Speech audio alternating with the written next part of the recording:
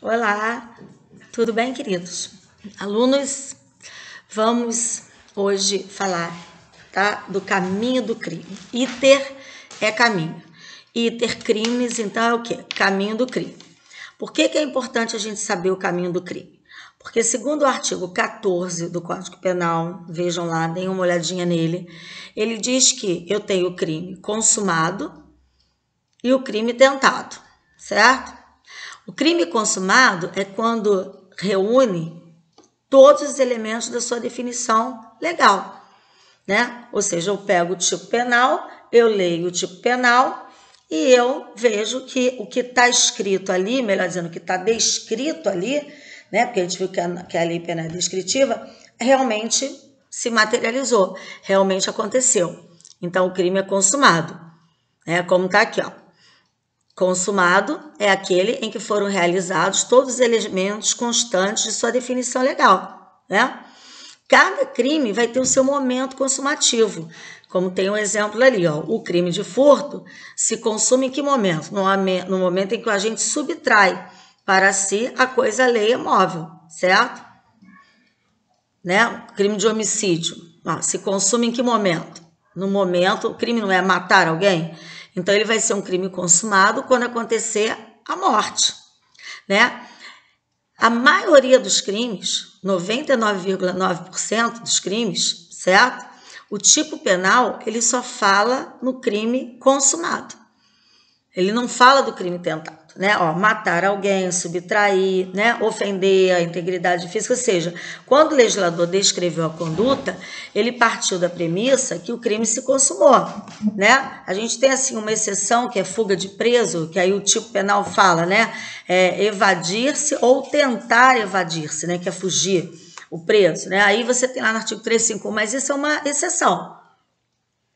Sempre o legislador, como eu falei, ele vai utilizar praticamente sempre o critério de descrever o crime consumado, certo?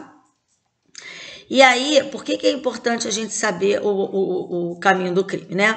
É como eu digo, o caminho do crime é como se fosse fazer um bolo, imagina.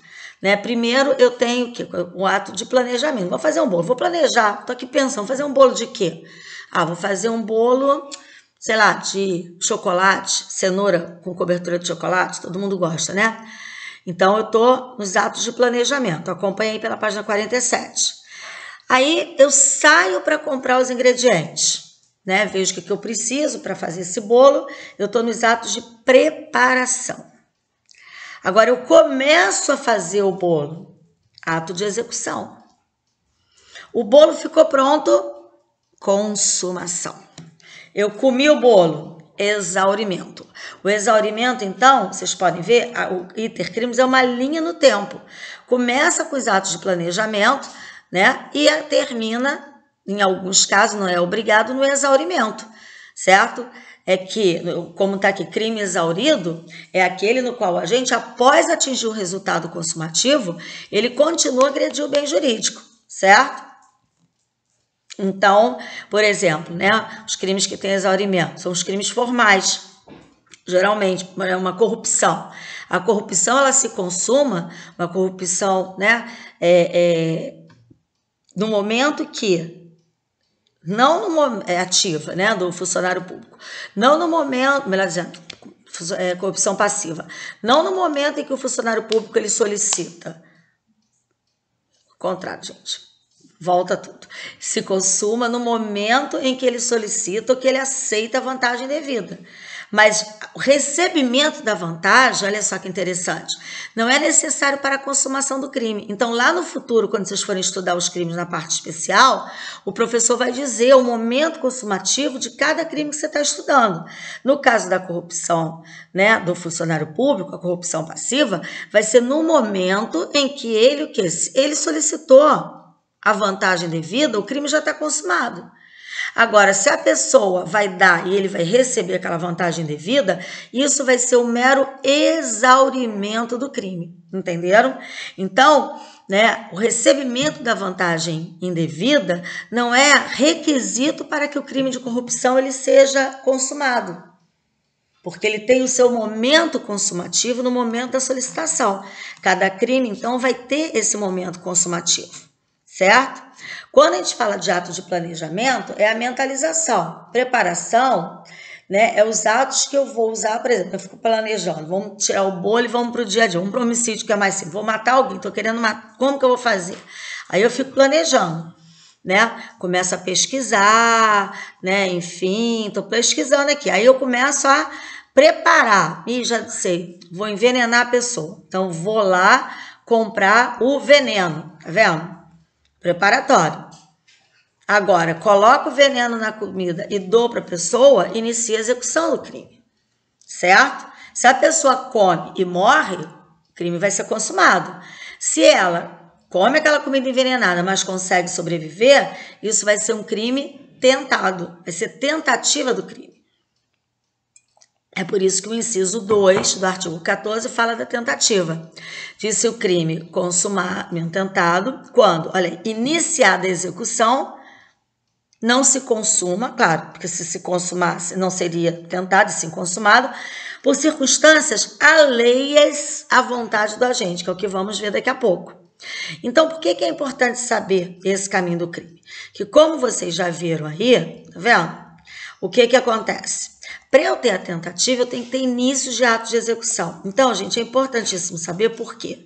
Como regra, importantíssimo, tá? Como regra, os atos preparatórios e os atos de planejamento, eles são impuníveis. Eu não posso punir. Eu posso punir se eu tiver um residual, certo? Mas não, por exemplo, né, que é uma coisa muito comum, que quando eu trabalhava em plantão acontecia às vezes, né, o cara estava dentro de uma van ou uma Kombi, tinha muito Kombi ali na 21DP, ainda tem, eu acho. E volta e meia a polícia militar fazia blitz. Ia fazer a blitz e parava ali. As vans, só um minutinho, gente, que os cachorros estão. Fazia a blitz ali. E às vezes pegava uma pessoa com uma arma, certo? E a gente perguntava, vem cá, você ia fazer o quê? Eu ia roubar alguém, mas não deu tempo. Às vezes também alguém parado a roda passava devagarinho, parado no ponto, né? Eu fiz um flagrante desse também.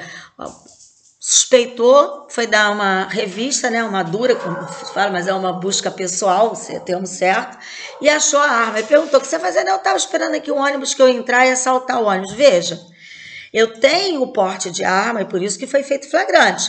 Mas o flagrante não foi feito por tentativa de roubo. Por quê? Ele iniciou o ato de execução e ele ainda estava em relação ao roubo nos atos de quê?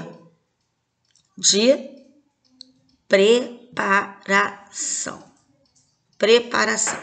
Por mais que ele admita, como eles admitiram esses dois casos, né? Bandido, às vezes, que já conhece a lei, falou, não, realmente eu ia, mas não deu tempo. Fui pego antes. Então, ele estava em ato preparatório para o crime de roubo. Ele não tinha iniciado a execução. Então, é muito importante a gente delimitar o momento em que se deixa para trás os atos preparatórios e se adentra nos atos de execução. Porque o artigo 14, inciso 2, exige o início dos atos de execução para que a gente possa ter o quê? A punição pela tentativa. E aí vem a pergunta, tá? Aí já estamos na página 48, vê lá. Como saber quando se passa dos atos preparatórios para os atos de execução? Então, a lei não fala, vocês podem ver que o artigo 14 não fala disso. O artigo 14 não fala disso, né? Ele não diz isso. Quem está batendo ali?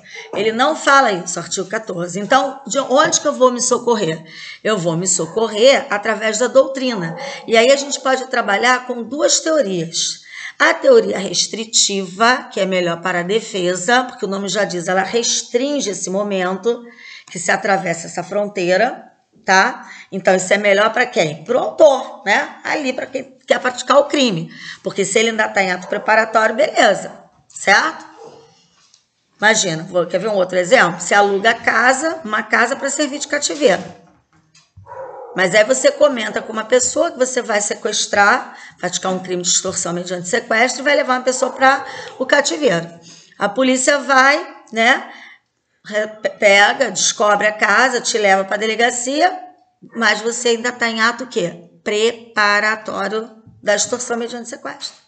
Se nesse caso não tiver uma arma, não tiver uma associação criminosa, que é uma antiga formação de quadrilha junto ali, você não vai ser punido por nada, porque alugar casa não é crime. E você vai estar em ato ainda preparatório. Então é muito importante saber as teorias. A teoria restritiva, também chamada de objetiva formal, ela é muito simples de entender.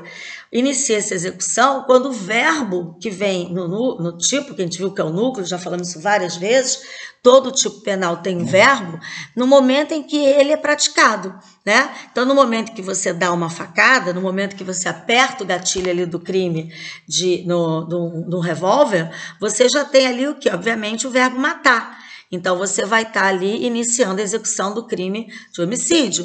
No momento em que você pega na carteira da pessoa e tenta, né, puxar a carteira do bolso lá da pessoa que está no trem, no ônibus, enfim, você já iniciou o verbo subtrair, né? No momento em que você pega ali uma água quente e joga no rosto da pessoa, né? Ou um ácido, às vezes acontece muito isso com ex-marido, que joga ácido no rosto da ex-mulher para deixar deformada, ele jogou, já iniciou o verbo ofender. Então, essa é muito fácil, certo? Essa teoria. Só que a gente complementa com a teoria também, né? Uma teoria subjetiva que trata do plano do autor. Essa teoria subjetiva, ela é melhor para acusação, né? Porque ela vai aumentar esse momento, ou seja, ela admite que dentro, né, dentre elas a melhor, e essa sempre cai em prova de MP, de magistratura, que é a chamada, né, critério objetivo individual do Edsel, tá? Do Elzel, que foi quem criou a teoria finalista da ação, ele diz o seguinte, tá? Quando a conduta praticada, ela já se encaixa, deixa claro, de forma inequívoca, aqueles atos praticados ali, até aquele momento, deixa inequívoca a certeza de qual é o plano do autor, eu já tenho ali o início da execução. Então, por exemplo, se eu aponto a arma, falo, né, demonstro o dolo, que é o dolo de matar, vou te matar, não chego a apertar o gatilho, porque sou interrompida, chega alguém e me impede, eu já teria, por essa teoria objetiva individual do Elzel, eu já teria início de execução do crime de homicídio. Mesmo ainda não sendo apertado o gatilho. Quer dizer, se eu analiso a teoria objetiva formal, eu não teria início de execução, porque o gatilho não foi apertado. Mas se eu analiso o plano do autor, eu já estou no último ato, antes de apertar o gatilho. Então, aqueles atos praticados ali me dão a certeza de qual era o plano do autor. Né? Os atos inequívocos, e aí eu já teria o início da tentativa. Mas não se preocupa, tá, gente? Porque em prova a questão vem muito simples para vocês perceberem, não vai ser uma questão de MP, não vai ser uma questão complicada, que vocês não vão conseguir visualizar que houve realmente o início da tentativa, tá? Não se preocupem com as outras teorias que são citadas aí na apostila, porque aquilo que eu falei, a apostila foi feita, né, ela tem muito mais matéria do que a de vocês para esse primeiro período, porque ela foi feita já avisando o cursinho, enfim, tá? Se atentem, pelo menos vocês saberem que a regra, a que foi efetivamente adotada pelo Código Penal, porque está na exposição de motivos do Código Penal, é o objetivo formal, tá? Assim, ela em tese foi adotada nesse sentido, não está na letra, no artigo, né? Eu não tenho dentro do Código Penal um artigo que diz assim, considera-se iniciada a execução quando? Então a gente utiliza o critério do verbo, esse é inconteste, tá? É a regra, mas a gente pode complementar com outras teorias, e dentre essas teorias, né, a mais utilizada é essa, que é a do Elzel, que é o objetivo individual, que ela parte dessa ideia do plano do autor, dos atos praticados dentro do plano do autor, certo? Isso é muito importante para saber. Por exemplo, quer ver um exemplo que está aqui na apostila? Bem interessante, ó. Você pega uma pessoa dentro da casa, né? Um vizinho vê que a casa de frente está vazia, porque o pessoal foi viajar um feriado prolongado, vê alguém pulando o muro dentro da casa. Chama a polícia vê essa pessoa ainda analisando o que ela ia levar, certo? Mas fica claro, olha aí, que o plano dela não era se abrigar da chuva, de um dia frio, Que seria uma mera invasão de domicílio, né? Tá um dia frio, vou me abrigar aqui nessa casa, que aparenta não ter ninguém, porque eu sou um sem-teto. Não, fica claro que a intenção era subtrair, mas não deu tempo. Então, ele não começou a pegar alguma coisa da casa, né? Se eu utilizo apenas a primeira teoria, em relação ao furto, essa pessoa estaria em ato o quê? Preparatório. Então, só poderia ser punido pela invasão de domicílio, que seria o remanescente. Igual o ladrão que admite que ia roubar, mas só foi punido pelo porte de arma, certo? Mesma coisa. Agora, se eu utilizo a teoria do plano do autor, do Elson, né? Eu já poderia fazer um flagrante por tentativa de furto, e não um mero termo circunstanciado de invasão de domicílio, que é um crime de menor potencial ofensivo. Eu já poderia prender por uma tentativa de furto, porque, apesar dele não ter iniciado a execução, os atos praticados me deixam claro qual era a sua, né, vontade, certo? E o próximo ato já seria o quê? A subtração em si. Então, dentro dessa cadeia de atos, ele já estava no último ato antes da subtração. Ok? Agora, então, vamos ver os elementos da tentativa, os requisitos da tentativa que estão no artigo 14. Que aí nós vamos estudar 4 institutos, tá? Tudo dentro do intercrimes. A tentativa, a desistência voluntária, o arrependimento eficaz e o arrependimento posterior. Na tentativa, o que eu tenho? Como nós já falamos, a não consumação do crime por vontades alheias ao agente, mas eu tenho que ter início de execução. Então, eu tenho que ter esses 3 requisitos para tentativa. Início de execução, e aí a gente vai ver as teorias que já falamos, certo? Para marcar isso. A não consumação por circunstâncias que não dependem da vontade do autor, e a possibilidade de consumação, porque é isso que vai diferenciar, aliás, do outro instituto que eu esqueci, que é o crime impossível, né? Porque o crime impossível, o nome já diz, impossibilidade de consumação. Na tentativa, não, eu tenho a possibilidade de consumação. O cara levou um tiro, foi para o hospital, não morreu. Pode ser até chamada tentativa branca, o tiro passou de raspão, mas a pergunta é, ele poderia ter morrido? Poderia. Agora, você atirar numa pessoa que já está morta, né? Você não sabe, a pessoa já está morta, né? Morreu porque sofreu um ataque. Exemplo de livro, vocês vão achar isso em tudo quanto é livro. E aí você vai lá, entra no quarto dessa pessoa e atira nela achando que ela está dormindo, mas ela já está morta. Nesse caso, já não é tentativa, é crime impossível. Porque a pergunta é, eu teria a possibilidade de consumar o crime? Eu posso matar quem já está morto? Não. Então, já não é tentativa. Então, na tentativa, eu não chego a consumar, mas poderia acontecer. São os requisitos da tentativa. Tá vendo? A tentativa, ela acaba sendo uma norma de extensão típica, né? É igual o 13, parágrafo 2º do garantidor. É a mesma coisa, porque quando o legislador, lembra que eu falei que ele descreve os crimes, ele descreve sobre a forma já consumada? Se eu não tivesse esse artiguinho, artigo 14, inciso 2, eu não poderia punir o crime tentado, porque eu estaria violando o princípio da legalidade. Eu não teria uma lei que descrevesse essa conduta.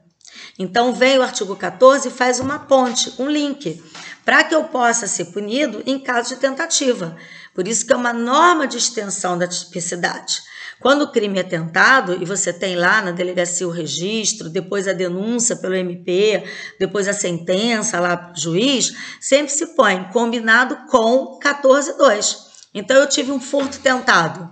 Vai ser artigo 155 do Código Penal, combinado com, aí é Czinho / Czinho, assim que vocês vão encontrar, com o artigo 14, inciso 2. Eu tenho que botar esse combinado para eu poder ter a tipicidade. Eu vou combinar esses 2 artigos para não deixar, né, de obedecer o princípio da legalidade, certo? E aí, no parágrafo único do artigo 14, diz, né, que a pena do crime consumado, tentado, vai ser igual ao do crime consumado, porém vai sofrer uma diminuição, porque o legislador brasileiro, no tocante à punição da tentativa, ele usou um critério objetivo e não subjetivo. Pelo critério, os países que adotam o critério subjetivo, eles falam o seguinte, ó, Não interessa, o crime tentado vai ter a mesma pena do crime consumado, porque o dolo é o mesmo, né? Realmente. Existe dolo de crime tentado? Vocês já viram isso? A pessoa fala assim, eu quero tentar matar, eu quero tentar furtar, eu quero tentar praticar um peculato. Não, o dolo é do crime consumado.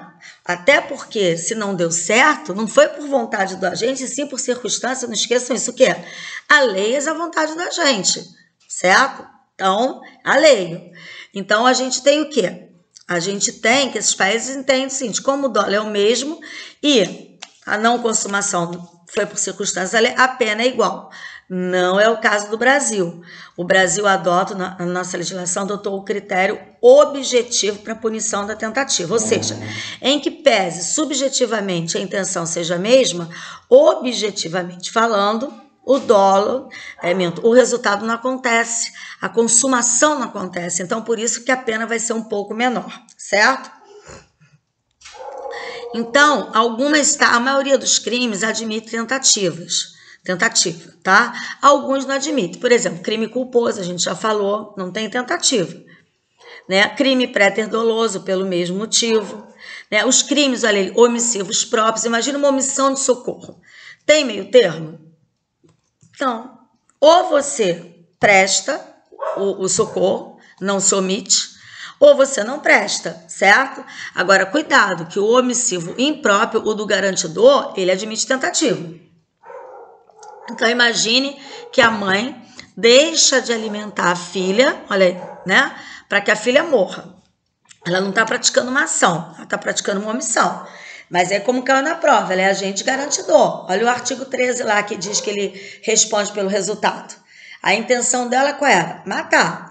Só que um vizinho suspeita, né, não tem visto a menina, enfim, faz uma denúncia ao conselho tutelar que vai lá fazer uma diligência e encontra a menina muito mal, né, já subnutrida, muito mal. Mas chama a ambulância, né, vai lá para o hospital e ela consegue sobreviver. Qual vai ser o crime dessa mãe? Tentativa de homicídio, crime omissivo impróprio do garantidor, certo? Mas o omissivo próprio não. A mesma coisa o crime culposo, né? Também não dá. Né? Imagina, você sai com o seu carro, né, com um freio ruim, quase atropela uma pessoa, mas não atropelou. Você não vai responder por tentativa de lesão corporal no trânsito, certo? Não existe. Crime culposo também não admite tentativa, certo? Aí agora nós vamos ver o outro instituto, que é o do artigo, né, seguindo o artigo 15, onde a gente tem desistência voluntária e arrependimento eficaz. Eles vêm juntos no mesmo artigo porque eles são instituto irmãos. Eles têm uma pequena só diferença, mas eles são irmãos, porque ambos exigem, olha aí, o começo também do início da execução, tá? Eles exigem esse início de execução, porém, ao contrário da tentativa, nesse caso a não consumação se dá por vontade do agente. A diferença é que na desistência ele não esgota os meios de execução que ele tem à disposição dele, enquanto que no arrependimento eficaz ele esgota. E como ele esgota, a lei exige que ele tenha um comportamento ativo para impedir o resultado, levar para o hospital, por exemplo. Né? Então imagina essa questão que caiu na prova. Na OAB, eu tive um caso de uma irmã de uma aluna minha que aconteceu isso. Né? O namorado envenenou, dose única, olha aí, né? Um veneno, dose única. Então, houve esgotamento dos meios de execução, dose letal. Deu veneno para ela lá no suco. A menina começou a passar mal, ele se arrependeu. E aí, o que ele fez? Pegou ela, colocou no carro, levou para o hospital, né, falou o que tinha feito, qual foi o veneno que tinha dado, e os médicos conseguiram fazer uma lavagem, enfim, e ela sobreviveu. Então, veja, ele já não vai mais responder por tentativa, porque deixou de ser tentativa, eu não tenho mais a tipicidade para tentativa. Por quê? Porque aqui a não consumação se deu por vontade dele, porque ele conseguiu reverter. Agora, olha só, cuidado, tem que ser eficaz, certo? Tem que ser eficaz. O que quer dizer isso? Não adianta, aquele ditado, né? Boa intenção, o inferno está cheio. Então, se ele leva para o hospital, mas mesmo assim, apesar de tudo, ela vem a falecer, é homicídio consumado. Essa atitude dele só vai ajudá-lo na pena, né, em diminuir um pouco a pena dele, na hora da dosimetria da pena, mas vai ser consumado, porque não foi eficaz. Tem que ser eficaz. Na desistência voluntária também tem que ser eficaz, só que não é necessário esse comportamento ativo porque você não esgotou os meios, né? Quando eu trabalhei na delegacia de homicídios, eu tive um caso, né, foi verdade, de um caso real de um policial militar que morava num conjunto, né? E ali um morador que era dependente começou a botar um pontinho de venda de droga, um estica, como se fala, para sustentar o vício dele. O policial falou, eu não quero isso, cara. Já tinha falado umas 10 vezes e nada. Um dia ele chegou puto, perdeu a cabeça, arrombou, deu um pontapé lá na porta, estava com 2 pistolas, certo? Deu o primeiro tiro, deu o segundo. Nisso, o filho da vítima, que era uma criança, 8 anos, começou a chorar e pedir pela vida do pai. Esse policial militar, ele tinha um filho na mesma idade, então ele ficou sensibilizado, desistiu. Ele podia prosseguir na execução, porque não era aquela criança de 8 anos que queria impedir, mas ele virou as costas e foi embora e, obviamente, tá, a vítima não morreu. Então, ele deixou de responder por tentativa de homicídio e passou a responder por lesão corporal, que foi o resíduo, né? O que ficou, né? Ele causou uma lesão, então ele vai responder pela lesão, mas igual o namorado da menina, mas não vai responder por tentativa de homicídio, né? Vejam, não precisa ser espontâneo, desde que seja voluntário. Espontâneo não precisa ser, isso tanto faz. No caso do menino lá com a namorada, foi espontâneo. Ele, por ele mesmo, né, resolveu mudar de ideia e se arrependeu. Já o do policial militar não foi espontâneo, porque o que motivou ele, no caso, a desistir, foi o pedido da criança, mas não deixa de ser voluntário. Então, ambos os institutos não precisa que seja espontâneo, basta que seja o quê? Voluntário. E como é que a gente vai saber isso? A gente vai usar a chamada que está aí para vocês, ó, fórmula de Frank. Posso prosseguir, mas não quero, ou quero prosseguir e não posso. Gente, isso é dica de prova. Dica de prova, certo? Vocês vão ter uma questãozinha de prova lá, um exercício. Depois eu vou passar ao longo da semana exercício dessa matéria para a gente fazer, ok? Para fixar. Aí você tem lá, você vai se perguntar dentro do probleminha. O autor podia prosseguir e não queria, ou queria prosseguir e não podia? Por exemplo, ele está dentro da casa subtraindo, escuta o barulho da polícia chegando. E aí ele foge deixando as coisas ali, que ele ia levar. Isso é tentativa ou é desistência? É tentativa. Porque ele queria prosseguir e não pôde, porque ele ia ser preso, né? Então ele não pôde prosseguir, ele foi interrompido pela polícia. Tentativa. Agora, no caso lá, né, do policial, como eu falei, ele podia prosseguir, porque não tinha ninguém ali para impedi-lo. Ele podia, inclusive, ele estava com mais 24 munições, ele podia, inclusive, matar a criança também. Ele só deu 2 tiros, então ele não esgotou os meios.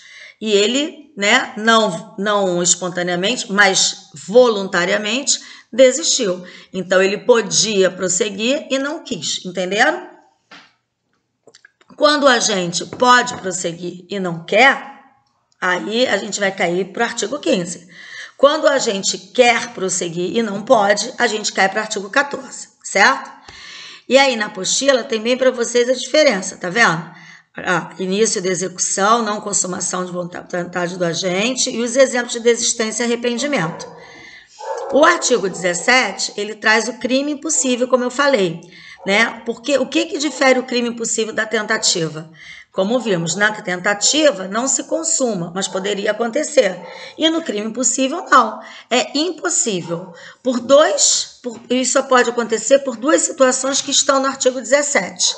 Ou a impropriedade absoluta do objeto, o objeto material, certo? O objeto jurídico ali, por exemplo, né? Vida. Crime de homicídio, o bem jurídico é vida. Como eu falei, se eu não tenho vida, eu não posso matar, né? Porque não se morre 2 vezes nessa encarnação, pelo menos, né? Ou uma ineficácia absoluta do meio, que é um instrumento, certo? Como já caiu em prova da OAB. A mulher, olha, ela quer fazer um aborto, ela tá grávida, só que vendem para ela um Citotec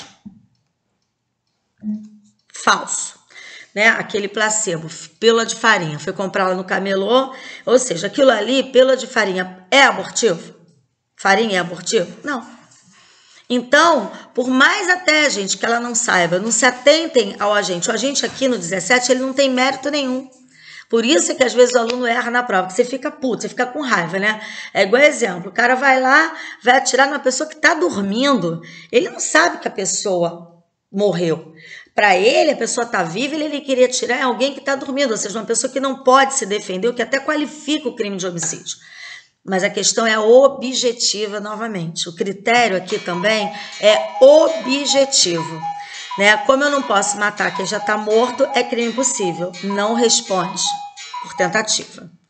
Mesma coisa a mulher. Não responde por tentativa de aborto. Por quê? Porque o meio empregado por ela, para fazer o aborto, era um meio absolutamente ineficaz. Tem que ser absoluto, tá? Não basta ser relativo. Então, por exemplo, se ela toma o Citotec, mas teria que tomar, sei lá, 3 e ela toma 1, e por isso o aborto não acontece, é tentativa de aborto. Porque aí é remédio. E esse remédio, ele é um remédio que realmente causa aborto. Então, se ela errou nas contas e tomou menos, isso é tentativa. É não consumação por circunstâncias alheias à vontade da gente. Porque a ineficácia do meio não foi total, foi relativa. Aí é tentativa, certo? E nós temos, né, o último, né, que vai ser o instituto de hoje, que a gente vai falar, que é o arrependimento posterior, que vem no artigo 16, certo? Então, o arrependimento posterior, veja bem, o nome já diz, é posterior à consumação. Cabe para qualquer crime? Não cabe, tá? Tem que ser crimes sem violência ou grave ameaça à pessoa. A pessoa, o agente, tem que reparar o dano antes do início da ação penal, antes da denúncia, e também tem que ser voluntário. Não precisa ser espontâneo, mas tem que ser voluntário. Então, por exemplo, um homicídio, a pessoa pode se arrepender posteriormente? Pode. Me arrependi de ter feito isso, mas não é o instituto. Não é o artigo 16, tá? Que traz uma diminuição da pena. Não é. Tem que ser crime sem violência. Por exemplo, furto, né? Tive um caso desse também. O menino trabalhava no estoque de uma loja de calçado, de tênis. E chegou em casa com 2 tênis carésimos, né? Aí o pai desconfiou. Aqueles tênis de quase, sei lá, um salário mínimo. O pai, né? Aí deu uma prensa e ele admitiu que ele tinha subtraído aqueles tênis. Veja, o crime já está consumado. Por quê? No momento em que ele subtraiu, né, já consumou o crime de furto. Ele levou o tênis. Aí ele vai, mas o pai, olha, não foi espontâneo, mas foi voluntário. O pai conversa com ele. Poxa, meu filho, não foi isso que eu falei para você. Foi isso que eu te ensinei. Então, ele vai à delegacia junto com o pai, mas foi voluntário, porque ele quis. E devolve, inclusive, olha, repara o dano, devolve os tênis. Então, esse é um arrependimento posterior. O crime foi consumado, ele vai responder pelo crime, mas isso vai causar uma diminuição na pena dele. Mas tem que ter esses requisitos, que estão todos no artigo 16. Aconselho vocês pegarem esses artigos, né? Quando vocês estiverem assistindo a aula, que vocês forem assistir, vocês peguem, deixem o Código Penal aberto e leiam esses 4 artiguinhos da nossa aula de hoje. Artigo 14, artigo 15, artigo 16 e artigo 17. São só 4 artigos, mas que vai ajudar muito a vocês entenderem, né, a matéria aqui, certo? Um outro caso aqui de arrependimento posterior, que caiu até na OAB, né? Mesma coisa, o menino, ele vai numa festa, aí ele vai ver um anel, que a dona da casa foi lavar a mão, tirou o anel é uma joia, e deixou lá no lavabo. Então, ele querendo dar um presente para a namorada, pega esse anel, subtrai o anel e dá para a namorada. Mas quando dá para a namorada o anel, a namorada vai e já vi esse anel antes. E no dedo da fulana, né? Lembrou. Aí dá uma prensa nele também, ele admite que ele pegou o anel. Aí tinham duas situações a partir daí. Em uma situação, ela, namorada, por conta própria, vai na delegacia, conta o que aconteceu e entrega o anel. Na outra, ela fala com ele, não, assim não tá legal e tal, ele, tá bom. Aí ele vai lá e ele entrega o anel, tá vendo?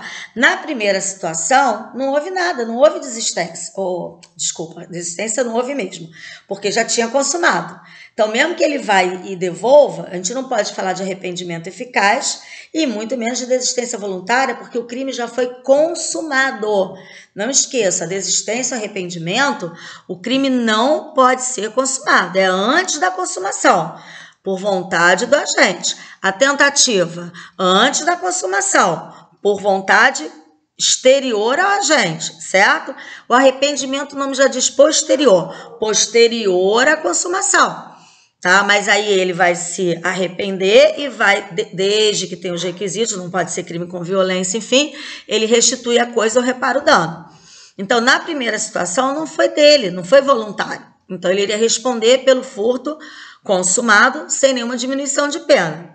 Na segunda hipótese da prova da OAB, que é a namorada conversa com ele vai lá, assume o que fez e devolve o anel, aí seria o quê? Um arrependimento posterior. Ele também iria responder pelo crime, porque o crime se consumou, mas ele teria direito a essa diminuição de pena do artigo 16, certo? Essa aula é muito legal e a gente vai voltar a falar disso quando a gente for corrigir os exercícios que eu vou passar para vocês, tá bom? Hoje vocês vão assistir a aula e antes de quarta-feira eu vou postar os exercícios, só sobre essa matéria de hoje, tá? Dúvidas vocês me mandem aqui no nosso Google Classroom, tá? Um beijo para vocês. E até mais.